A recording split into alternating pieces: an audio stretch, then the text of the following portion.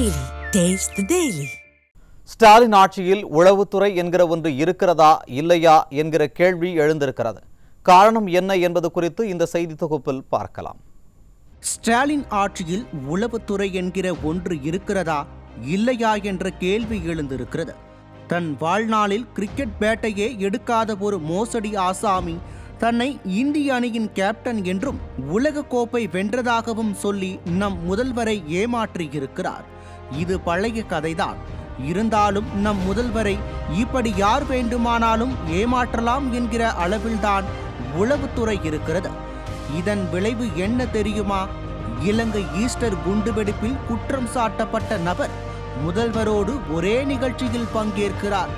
2019 ஆண்டு ஏப்ரல் 21ஆம் நாள் இலங்கையில் நடந்த குண்டுவெடிப்பு தமிழக உளவுத்துறையின் வலிமையை உலகிற்கு சொன்னது.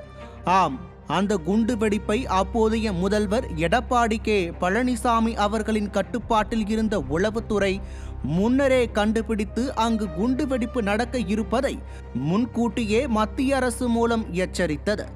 அண்டை நாட்டில் என்ன நடக்கிறது என்பதை கூட கண்காணிக்கும் அளவிற்கு அதிமுக ஆட்சியில் உளவுத்துறை உறுதியாக இருந்தது. ஆனால் இன்றோ அதே குண்டுவெடிப்பு வழக்கில் கைதாகி பிணையில் சுற்றி வரும் நபரும் தமிழக முதல்வரும் ஒரே நிகழ்ச்சியில் கலந்து கொள்ளும் அளவிற்கு உளவுத்துறை உறக்கத்தில் இருக்கிறது. இலங்கையின் முன்னாள் அமைச்சர் ரிஷாந்த் பதியுதீன் இலங்கையில் நடைபெற்ற குண்டுவெடிப்பு தொடர்பாக கைதாகி இன்று வரை சந்தேகத்திற்குரிய நபராக வலம் வந்து கொண்டிருக்கிறார். பல உயிர்கள் பறிபோன குண்டுவெடிப்பு விவகாரத்தில் இவரது பெயர் அடிபடுகிறது. அப்படிப்பட்டவர் இருக்கும் மேடையில் அவர் பங்கேற்கும் விழாவில் நம் முதல்வர் பங்கேற்கலாமா? இது முதல்வருக்கு இழுக்கு இல்லையா?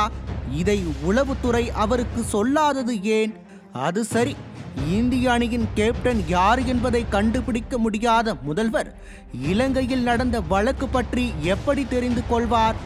ஆக மொத்தம் தமிழகத்திற்கு இப்படியும் ஒரு முதல்வர், இவருக்கும் ஒரு உளவுத்துறை என நாம் நொந்து கொள்ள வேண்டியதுதான்.